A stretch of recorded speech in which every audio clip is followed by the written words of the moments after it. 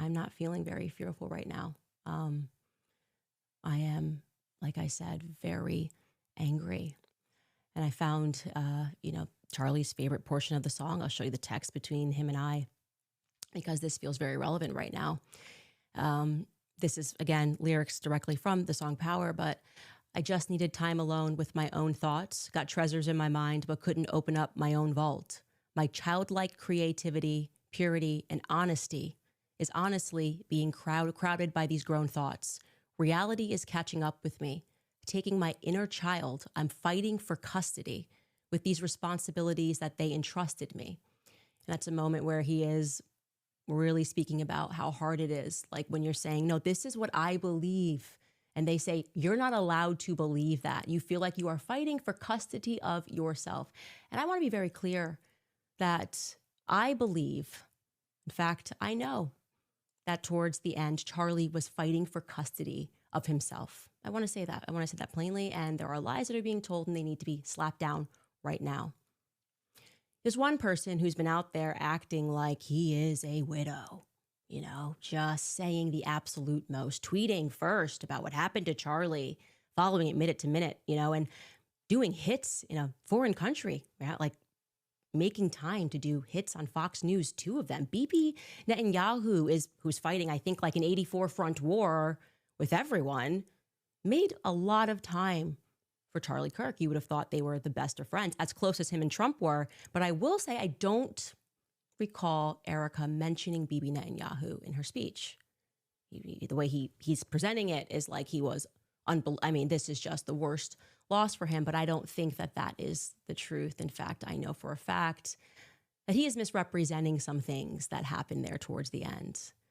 So let's at first listen to what Bibi Netanyahu just one day, less than 24 hours after Charlie died, what Bibi Netanyahu had to say on Fox News.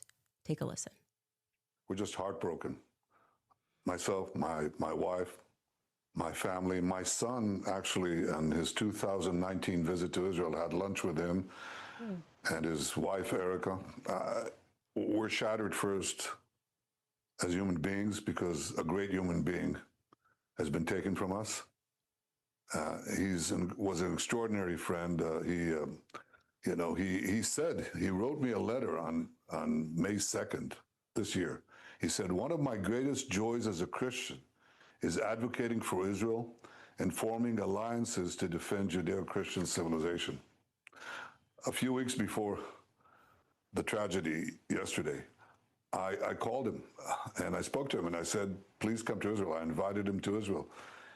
And sadly, that visit will not take place. But he was a defender of our common Judeo-Christian civilization. He was unbelievably excited to walk in the footsteps of Jesus here.